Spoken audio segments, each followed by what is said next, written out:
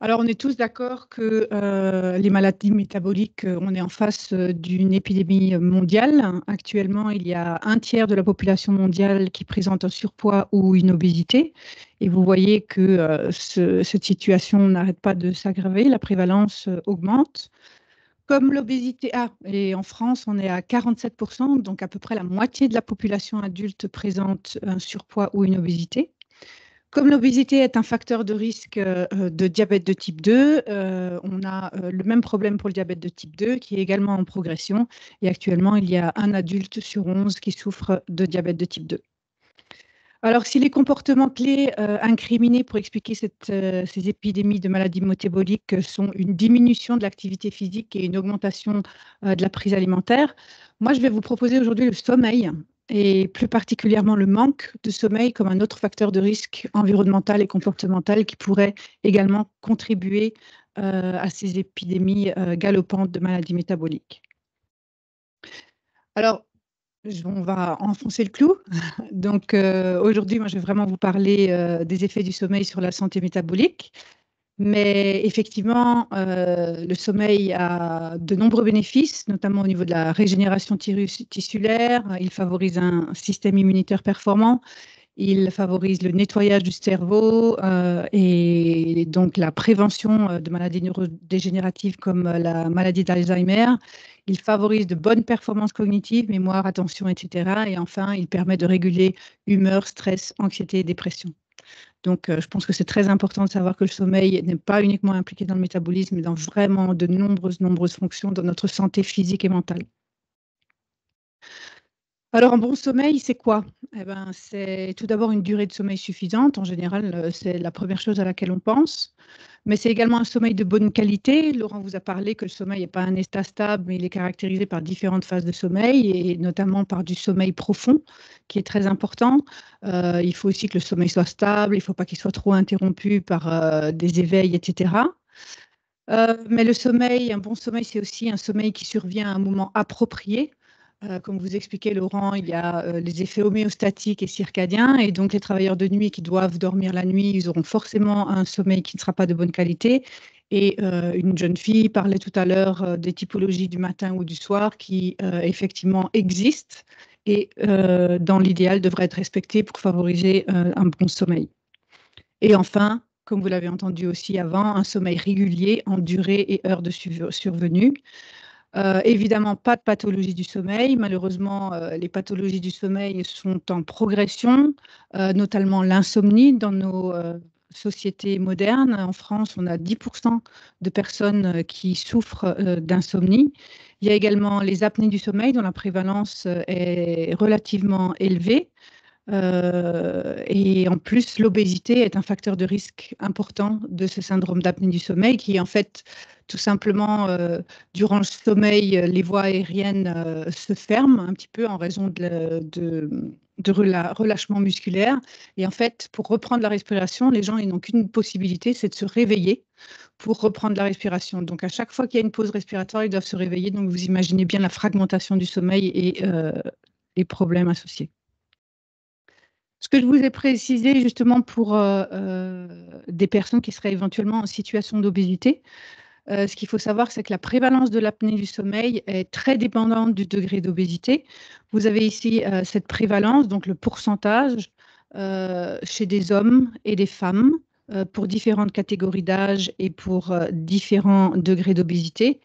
Et vous voyez que, en gros, la prévalence est plus élevée chez les hommes, chez les femmes, est plus élevée chez les personnes âgées que chez les personnes plus jeunes, et est très élevée, augmente en fonction du degré d'obésité. Par exemple, si on prend quelqu'un de morbidement obèse, si on prend 100 personnes obèses, il y en aura 80 qui présenteront un syndrome d'apnée du sommeil. Si on prend des personnes obèses, des hommes, ce sera entre 40 et 60%. Donc la prévalence est vraiment très importante. Donc si vous êtes en situation d'obésité ou si vous avez l'impression d'être fatigué le matin, je pense que ce serait une bonne idée de parler à votre médecin pour pouvoir faire des investigations et déterminer si vous n'aviez pas des apnées du sommeil.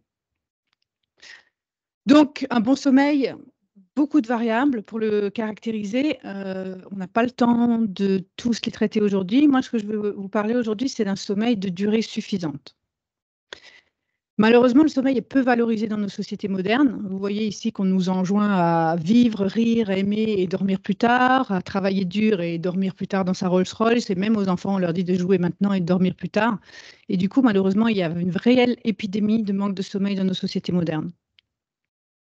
Ici, vous avez la situation aux États-Unis. Vous avez la durée du sommeil au cours des 60 dernières années. Et vous voyez qu'elle a chuté d'environ 1h30 au cours des 60 dernières années. Alors en France, on n'a pas de données longitudinales aussi précises, en revanche, et donc actuellement, les Américains dorment un peu moins de 7 heures par nuit. Donc en France, pas de données longitudinales sur une période aussi longue. En revanche, comme vous le disait Claude tout à l'heure, actuellement, en 2017, les Français dorment 6h42 par nuit en semaine, et alors qu'ils dormaient 7 heures, par exemple, 7h09 en 2010. Donc il y a vraiment également cette même décroissance et les mêmes durées de sommeil inférieures à 7 heures comme aux États-Unis. Mais il n'y a pas que les adultes qui sont touchés, les populations pédiatriques également souffrent d'un manque de sommeil. Vous allez ici avoir représenté une méta-analyse qui a poolé les données de nombreuses études dans 20 pays différents entre 1905 et 2008. Donc, c'est des données qui a rassemblé les données de près de 700 000 enfants et adolescents. Donc, c'est vraiment une étude très solide, très forte. Vous avez ici la diminution par année du temps de sommeil. Donc, globalement, tous les âges confondus, on a une diminution de 0,75 minutes par an. Donc, en 100 ans, on a une perte de 1h15. Les enfants ont perdu de 5-18 ans, ont perdu 1h15 de sommeil en 100 ans.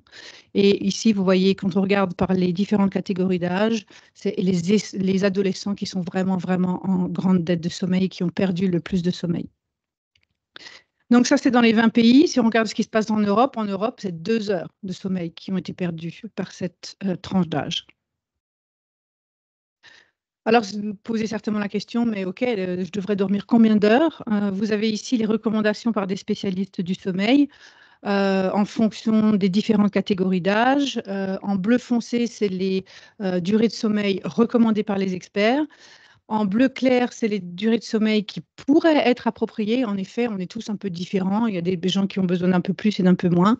Mais clairement, en jaune, c'est vraiment des durées de sommeil inappropriées qui peuvent être caractérisées de pathologie. Alors, il y a des adultes dans la salle. Pour les adultes de 18 à 65 ans, on recommande 7 à 9 heures de sommeil. Au-delà de 65, c'est entre 7 et 8 heures. Donc, quand on dort moins de 7 heures, comme les dorment les Français et les Américains, ça veut dire qu'on n'en a largement pas assez.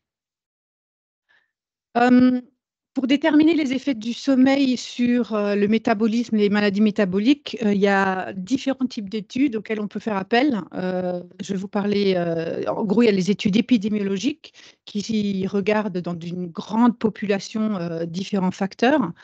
Mais c'est des études observationnelles, on ne fait pas d'intervention, on observe. Et il y a des études interventionnelles qui, elles, se font en général en laboratoire, dans des conditions bien contrôlées. Je vais vous présenter des résultats des deux, mais tout d'abord, résultats d'études épidémiologiques. Il y a deux types d'études. Il y a des études qu'on appelle transversales, où il y a une seule série de mesures à un temps donné. Et il y a des études longitudinales, où on fait plusieurs séries de mesures à différents temps. Alors, les études transversales, le problème, c'est que quand on trouve une association, par exemple, entre durée de sommeil et poids, on ne sait pas si c'est le poids qui entraîne des modifications de la durée de sommeil ou si c'est la durée de sommeil qui entraîne des modifications de poids. Par contre, les études longitudinales, par ces mesures répétées, on peut déterminer si la durée de sommeil au départ prédit l'obésité quelques années plus tard. Et c'est des résultats d'études épidémiologiques longitudinales que je vais vous présenter. Et finalement, il y en a eu suffisamment pour même réaliser maintenant des méta-analyses. Donc, les méta-analyses, ce sont des analyses d'études, des analyses d'analyse qui regroupent vraiment les données de beaucoup d'études pour permettre d'avoir des données vraiment robustes et solides. Et donc ici, c'est une étude qui a regroupé les données de 11 études longitudinales chez l'enfant et l'adolescent. Ici, c'est les odds ratio, je ne vais pas vous expliquer exactement, mais en fait, vous voyez toutes les études et ici, le résultat, c'est qu'un sommeil court double le risque de développer une obésité quelques années plus tard chez l'enfant et chez l'adolescent. Ça, ce sont des résultats d'une méta-analyse également sur des relations entre sommeil et risque de développer l'obésité, mais cette fois-ci chez l'adulte, 11 études longitudinales, près de 200 000, les données de 200 000 individus. Et les résultats sont qu'un sommeil court de 6 heures ou moins par nuit par rapport à une durée de sommeil normale 7-8 heures augmente de 40% le risque de développer une obésité. Maintenant, on peut se demander par quel mécanisme il existe ce lien qu'on observe dans les études épidémiologiques entre durée de sommeil courte et risque accru d'obésité. Alors, il y en a beaucoup, je ne vais pas tous les passer en revue, je n'aurai pas le temps. Mais notamment, les études ont montré qu'il y a une dérégulation des hormones impliquées dans la régulation de l'appétit.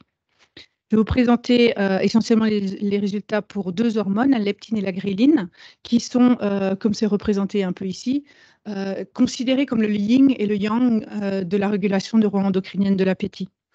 La leptine est sécrétée par le tissu adipeux et entraîne un sentiment de satiété, dit au cerveau qu'il a assez mangé. La gréline, en revanche, est sécrétée par l'estomac et elle, c'est une hormone de faim. Elle va dire au cerveau qu'il va falloir manger.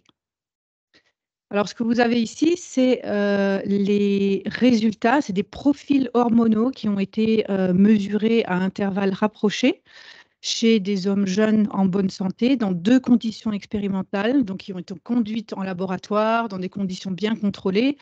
Les volontaires avaient également exactement la même prise alimentaire dans les deux conditions expérimentales, la même activité physique, absolument tout était identique, sauf le sommeil. Et c'est comme ça qu'on peut révéler les effets du sommeil sur ces hormones. Donc, vous voyez que dans la condition de 4 heures au lit pendant 2 nuits, on a une diminution de 18% de l'hormone de satiété leptine, une augmentation de 28% de l'hormone de la faim gréline et une augmentation de 24% des scores de faim. Et fait important, plus l'augmentation du rapport gréline sur leptine était élevée, plus l'augmentation de la faim était élevée. Alors, il n'y a pas que la leptine et la gréline qui sont affectées, il y a d'autres hormones. Il y a le cortisol, donc Claude vous en a déjà parlé, qui normalement, comme il l'expliquait, il devrait être faible en fin de soirée et en début de sommeil.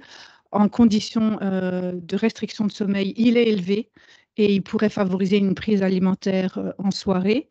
Et il y a également des endocannabinoïdes qui sont les molécules endogènes que notre corps sécrète et qui ressemblent au tétrahydrocannabinol, donc la molécule du cannabis, qui lui est très très bien connue pour favoriser une grosse prise alimentaire. Et vous voyez que les endocannabinoïdes sont également augmentés l'après-midi et en soirée, et donc ça pourrait favoriser une prise alimentaire plus importante le soir. Or, si vous vous souvenez de ce que vous disiez Claude et Laurent, ce n'est pas le soir, ni qu'il faut manger, ni qu'il faut faire de l'activité physique, etc.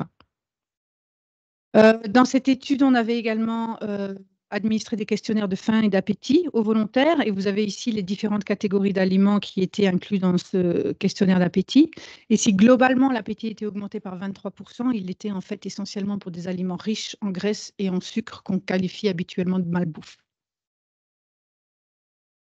Donc, restriction de sommeil, augmentation de la prise alimentaire, augmentation de la faim, donc certainement de la prise alimentaire. Mais vous savez que pour prendre du poids, il faut penser à la balance énergétique. Et donc, il y a le poids est stable quand la consommation de nourriture, quand les entrées et les dépenses se stabilisent. Donc, qu'est-ce qu'il en est au niveau dépenses énergétiques en cas de restriction de sommeil? Alors ici, vous avez les résultats à nouveau d'une méta-analyse, mais cette fois-ci pas d'études épidémiologiques, mais d'études expérimentales qui ont poolé les données de 185 individus en privation partielle de sommeil et de 161 contrôles. Et ce que vous voyez, c'est qu'il y a une prise alimentaire accrue de 385 kilocalories par jour, alors que en moyenne, on est censé manger 2000 kilocalories. Donc, c'est vraiment significatif. Mais on peut se demander, est-ce que cet apport calorique accru, finalement, ce n'est pas tout simplement une adaptation normale à l'augmentation de dépenses énergétiques, vu que l'éveil est prolongé, donc on est plus longtemps réveillé, donc on a besoin de plus d'énergie? Eh bien, manifestement, non. puisque des études qui ont cette méta-analyse qui a poolé les données d'études pour plus de 140 volontaires montre que la dépense énergétique est similaire dans les deux conditions expérimentales. Donc, il n'y a pas de différence au niveau de la dépense énergétique. Par contre, il y a une augmentation de la prise calorique, forcément. On s'attend à ce qu'il y ait une augmentation de poids. Et en effet, je vous présente le résultat que d'une seule étude, mais il y en a plusieurs.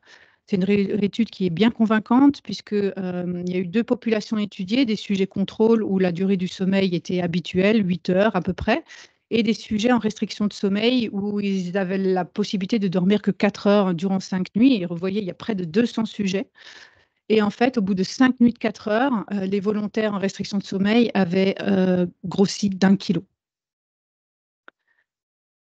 Maintenant, je vais vous parler des effets du manque de sommeil sur le risque de diabète. À nouveau, ici, je vous présente d'abord les résultats d'études épidémiologiques. Une méta-analyse d'études épidémiologiques longitudinales. Ici, ce sont 11 études, près de 600 000, les données de 600 000 individus qui ont été regroupés pour réussir à obtenir une taille d'effet robuste et dans laquelle on peut avoir confiance. Ils ont regardé des durées de sommeil de 6 heures ou moins par rapport à une durée de sommeil de 7-8 heures. Et vous voyez que quand on dort 6 heures, il y a une augmentation de 18% de développer un diabète quelques années plus tard, alors que quand on dort 5 ou moins d'heures par nuit, il y a une augmentation de 48% de développer un risque de diabète de type 2 quelques années plus tard.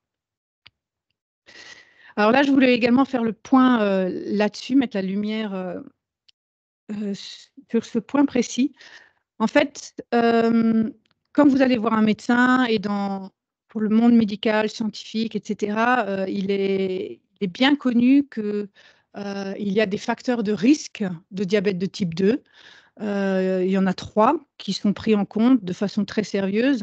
Le surpoids, donc je suis désolée, c'est en anglais, le surpoids. Ici, vous avez le risque associé au surpoids. Et en fait, être en surpoids multiplie par 3 le risque de développer un diabète quelques années plus tard. Il y a également le fait d'avoir des antécédents de diabète dans sa famille. Vous voyez que le risque est multiplié par 2. Et il y a également la sédentarité, l'inactivité physique, qui est le risque qui est à peu près de 1,3. Et maintenant, je vais vous montrer ce qui se passe pour le sommeil, alors que le sommeil, c'est encore très peu, voire pas considéré quand vous allez voir un médecin, que vous êtes en surpoids ou que vous êtes diabétique. Voilà les résultats pour le sommeil.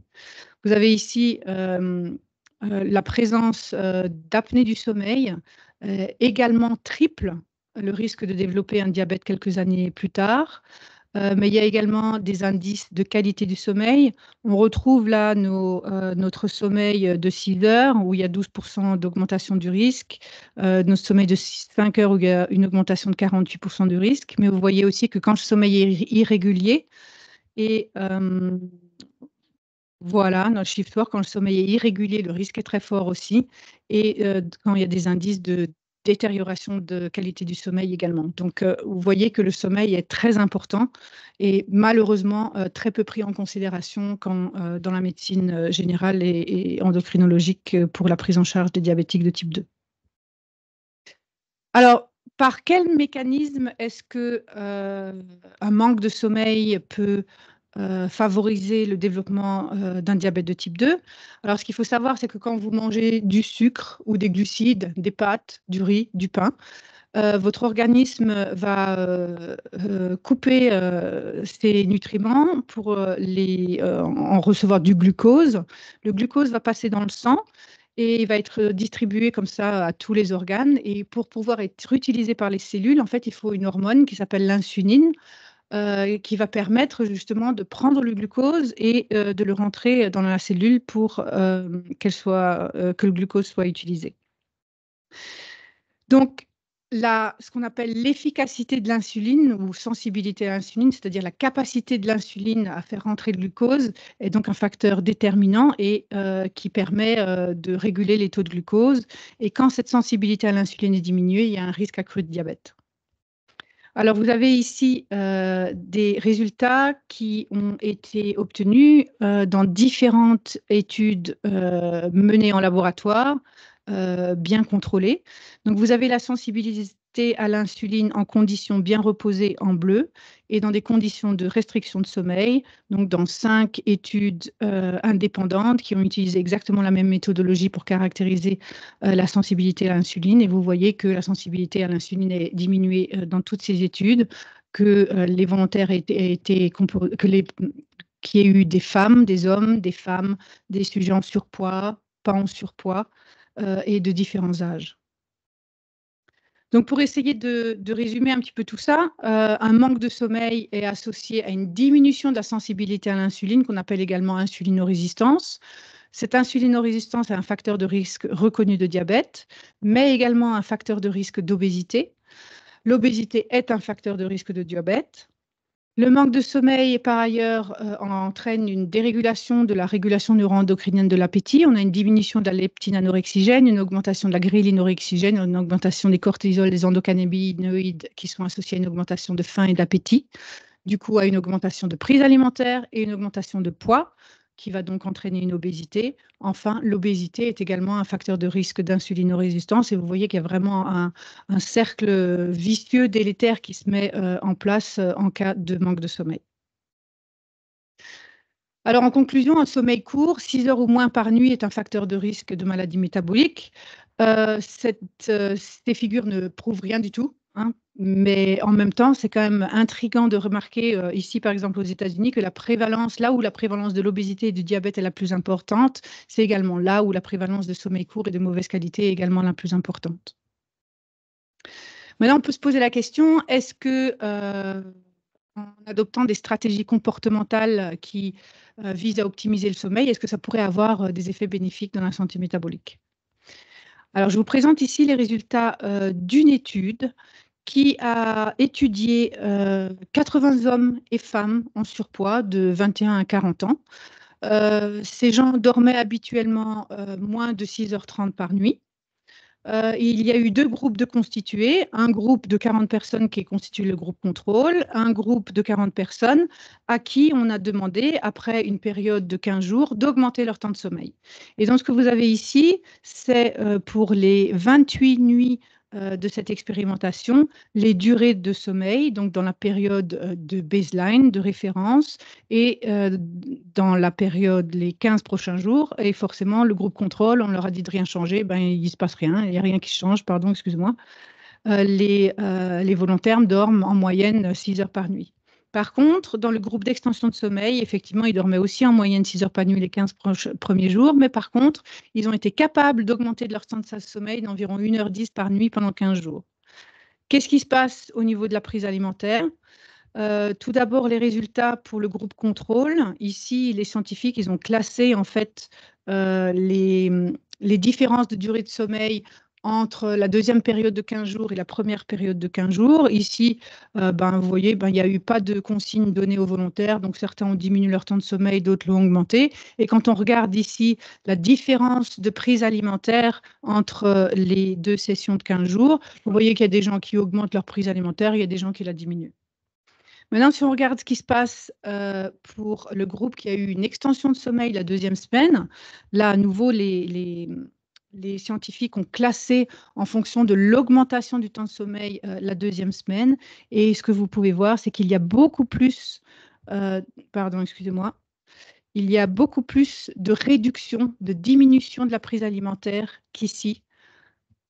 Et donc, effectivement, quand on regarde les résultats au niveau du groupe, il y a une diminution de 270 kilocalories par jour dans la condition d'extension de sommeil qui a conduit au bout de 15 jours à une diminution de près de 900 grammes. Et ça, sans dire aux gens de faire plus d'activité physique et sans leur dire de faire un régime, rien du tout, uniquement en changeant le comportement de sommeil. Donc, quelques conseils en pratique. Laurent et Claude vous en ont déjà parlé. Alors, tout d'abord, moi, j'ai envie de dire, respecter ses besoins de sommeil. Le sommeil, c'est important, ce n'est pas un luxe, pas du tout. On est pressurisé pour mettre plein de choses à la place du sommeil, mais le sommeil est vraiment vital, comme dit, pour votre santé physique et mentale. La régularité des heures de coucher et de lever est importante, vous l'avez compris avec ce que Laurent et Claude vous ont expliqué. Pas d'écran au moins 1 heure avant le coucher pour éliminer justement l'effet de cette lumière qui va avoir un effet sur la mélatonine et qui va vous faire décaler vos rythmes. Ou alors, si vous ne pouvez vraiment pas vous en passer, il y a moyen d'installer des utilitaires qui limitent la lumière bleue. Il y a des utilitaires comme par exemple F-Lux, où quand vous les utiliserez, quand vous les installez, après votre écran sera orange et ça veut dire que ça va bien, qu'effectivement vous n'avez pas cette lumière bleue qui va vous décaler. Réduire, vous l'avez déjà entendu, réduire intensité lumineuse, activité physique en soirée.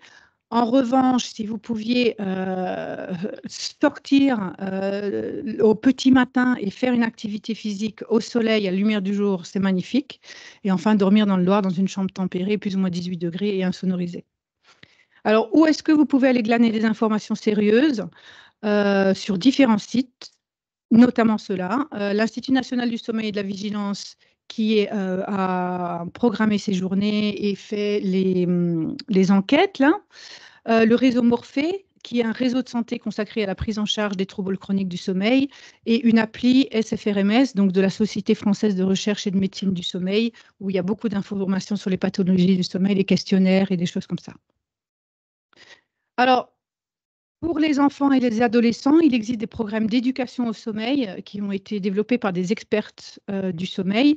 Mémé ton pige a été développé par 2 chercheuses du CRNL, Stéphanie Maza et Amandine Ray. Vous pouvez trouver des informations de Mémé ton pige sur YouTube. C'est à destination des 7-9 ans et c'était surtout destiné aux enseignants pour qu'ils mettent en place un programme d'éducation. Ce fait important, ce programme d'éducation a été testé scientifiquement et a été reconnu comme étant vraiment valable. Non seulement le sommeil était amélioré au niveau durée, les enfants dormaient plus au bout de 3 semaines, mais également 1 an plus tard. Et cette amélioration, cette augmentation du temps de sommeil était corrélée à des améliorations des performances cognitives. Donc, si vous allez sur la chaîne YouTube, vous pouvez voir des petits films qui en découlent et puis d'autres informations. Il y a également une application qui a été développée pour les adolescents, c'est le challenge Mieux dormir qui dure pendant 3 semaines. À nouveau, vous pouvez, en allant sur YouTube, regarder des petites vidéos. Et la bonne nouvelle, la très très bonne nouvelle, c'est que ce challenge complet, donc qui dure 3 semaines et qui challenge les adolescents pour les engager dans des changements de comportement qu'on espère qu'ils maintiennent plus tard, elle sera disponible bientôt sur le réseau Morphée. Et je vous remercie de votre attention. Et si j'étais trop longue et que vous avez des questions, vous avez mon email ici. Merci.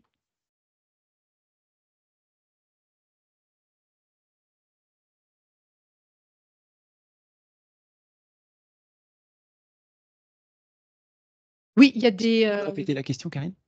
Oui, pardon. La dame demande ce qu'on entend par nettoyage du cerveau. En fait, vous avez entendu parler des plaques d'amyloïdes, par exemple, dans la maladie d'Alzheimer. Et il y a des, enfin, il y a des toxines. Durant la journée, le métabolisme est physique et au niveau du cerveau entraîne des déchets. Au niveau du corps, on a le système lymphatique qui permet d'enlever tous ces déchets. Et au niveau du cerveau, on ne savait pas trop bien ce qui se passait. Et en fait, il y a un système aussi qui est un petit peu de ce genre-là, qui se met en place, essentiellement durant le sommeil lent profond, où en fait, ces liquides passent autour des structures, autour des neurones et entraînent tous les déchets. Et c'est uniquement durant le sommeil lent profond que ça se fait, durant le sommeil lent. Pardon ? Oui, enfin bon, si vous êtes suffisamment hydraté, il ne faut pas trop boire. L'hydratation que vous avez de façon normale suffit largement. On a une question en ligne. Merci pour la présentation. Vous avez parlé des apnées du sommeil chez les obèses. Est-ce qu'il y a des solutions hormis la perte de poids? Ah oui, il y en a plein. La perte de poids. Non, c'est pas cynique ce que j'ai dit. Évidemment, la perte de poids, mais il y a la technique de pression positive continue, qui est vraiment la technique de référence, qui en fait permet, à l'aide d'un masque qu'on place sur le visage durant la nuit, d'apporter une pression positive continue avec de l'air pour éviter les voies aériennes de se fermer. La magie de cette intervention, c'est que ce n'est pas un médicament, il n'y a pas d'effet secondaire. délétères. Il y a juste peut-être vous regardez une petite marque à cause de votre masque le matin au réveil pendant peut-être une demi-heure, 1 heure, et ça a des effets vraiment très, très, très bénéfiques et très, très... C'est d'une efficacité redoutable. Voilà. Après, il faut la porter. Ensuite, il y a il y a des prothèses mandibulaires, parce que justement, comme il faut éviter les voies aériennes de se fermer, des fois, le fait d'avancer la mâchoire peut ouvrir un petit peu de façon mécanique les voies aériennes, mais c'est beaucoup, beaucoup moins efficace. Et en fait, il y a des tout petits trucs, mais qui ne sont pas d'une efficacité redoutable du tout. Mais il y a des gens qui se cousent une balle de ping-pong dans le dos, parce que c'est effectivement quand vous êtes couché sur le dos et que les voies aériennes s'affaissent, que les voies aériennes se ferment, et alors que si vous êtes sur le côté, les apnées sont moins graves. Mais vraiment, la méthode de référence et la méthode de choix qui n'a pas d'effet secondaire, c'est la méthode par pression positive continue. Et c'est vraiment magique. Merci.